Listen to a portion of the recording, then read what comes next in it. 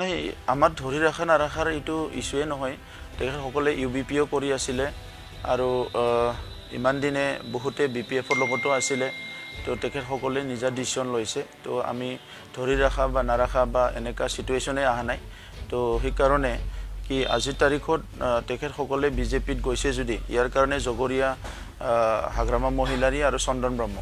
তো চন্দন ব্ৰহ্মই যদি যোৱা এছেম্বলিত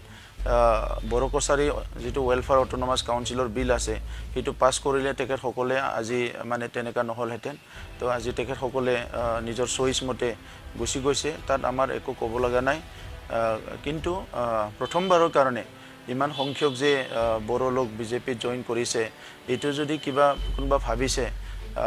ইয়াৰ কাৰণে বিশেষকৈ মানে হাগ্ৰামা মহিলাৰ চন্দন ব্ৰহ্ম নাই আমাৰ এতিয়া কোনো দলৰ উত্থানে আমাক ক্ষতি নকৰে কাৰণ আমাৰটো আমাৰ একচিটিয়া আমাৰ পজিশন লৈ লৈছে এতিয়ালৈকে গতিকে UPPL দল সৰকাৰ গঠন কৰিব এটো সিওৰ আৰু যিমানখিনি আসন লাগে ইয়াতকে অধিন আসন আমাৰ তাত আহিব এটো সিওৰ হৈ গৈছে